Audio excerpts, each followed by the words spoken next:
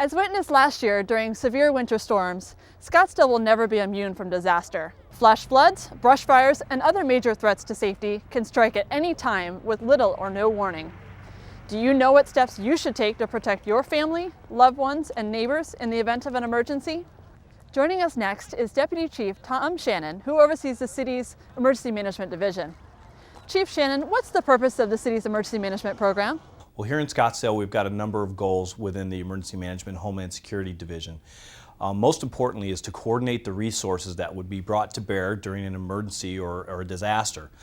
We do that by having good, effective plans that cover every area of the city. They're called emergency support functions, and they represent each discipline within the city: police, fire, public works, ITIS, mass care, all the things that are required to sustain the citizens' services. Aside from the planning process, we exercise not only the staff that would work in an EOC, but also those folks who operate in the field in terms of understanding the bridge between the field and the EOC.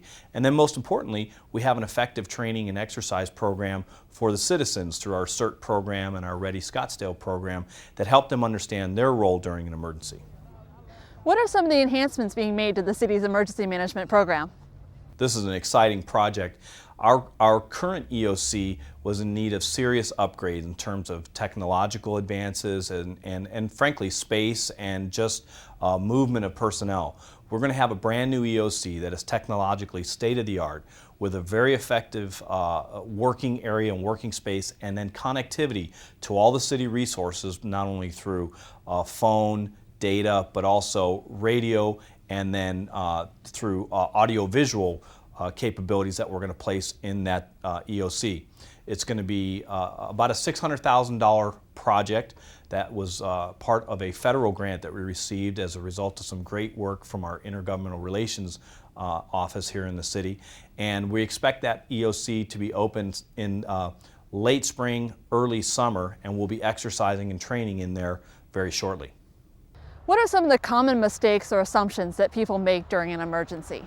Well, most importantly, that it can't happen to you or it can't happen to them. I mean, we've had just a number of examples recently where communities were more or less caught off guard, whether it be a man-made or a naturally occurring disaster. Here in Scottsdale, we kind of think of ourselves as somewhat disaster-proof, but the reality is that flooding is an ongoing threat. We know that every time it rains here, there's a certain amount of rivers and washes that will fill up and run.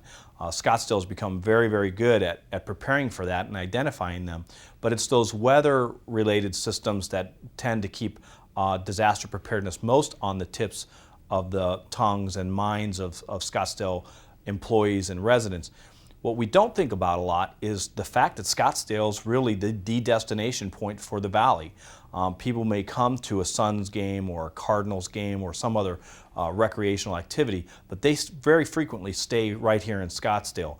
And as such, that brings an enormous man-made threat potential. And so we're constantly looking at both sides, the naturally occurring and the man-made threats. And we do a lot of that through our Homeland Security Division, where we work with terrorism liaison officers and intelligence officers, not only inside the city, but also in the region, to make sure that we have an effective plan. How can Scottsdale residents get educated about emergency preparedness? Well, we've got a number of programs. My partner in the emergency management world is John Meady, and he is an excellent trainer of not only the employees but the community. One of the programs that we're working very hard right now is the Ready Scottsdale program, wherein residents can learn what it really takes to be prepared, and that includes making a plan, effectively executing that plan, establishing a kit, and generally being aware of what your vulnerabilities are in your own personal household or as a worker here in Scottsdale. We really have to look at both sides of the spectrum. You're an employee, but you're also a resident. So what is it that you need to make yourself fully prepared? Many people may have heard the term Go Kit, but why is it important and what should be in it? Go Kits are really important to our overall Ready Scottsdale program. If you think of a Go Kit as having to address all of the 5 pillars of the city, which includes employees, families, businesses, the faith-based organizations and then non-governmental agencies and partners in the city, such as Scottsdale Healthcare and all of our other corporate partners. It's important for our programs to be all-encompassing, and our Ready kits are really designed to be customized for each individual. So a typical Go kit might include the basics like your medications, your toiletries, enough of your personal items that would sustain you for up to 72 hours. It might include water, simple things like toilet paper, a radio that will help you stay in touch with what's going on in the valley in terms of news and weather reports. Those are some of those basic elements, but then you might want to throw in some very specific things, like if you're a home business person, you might want to be able to bring all of your files with you in a thumb drive. That's not a bad idea for some of those larger corporations to have that data and that information on backup.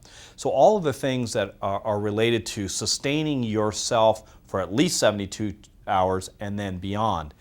Within the faith-based groups and the non-governmental agencies that we work with, a lot of those folks can be resources for helping us set up shelters and sustaining the masses really for beyond 72 hours. So we work with them to include not only the things that are very basic to a Go kit, things I've mentioned, but also maybe some tenting, some sheltering, things like that. Things that the normal residents just don't worry about, but those are some of the areas that we look at. How often should you check or replace the items in your Go kit? Well, we would recommend that you do that when you're checking your smoke detector and your carbon monoxide detector for its batteries. Do it once a month, on the first of the month, or pick a date in the month, and just go through your Go kit and make sure all of the perishable items or things that need to be refreshed, like batteries and things like that, have been replaced. Your data information should be confirmed that it's up to date once a month. Things change within the month. And if you're not quite sure, just go to our website at www.scottsdaleaz.gov/emergencies for more information on not only the Go kit, but also when our next Ready Scottsdale training program is going to be.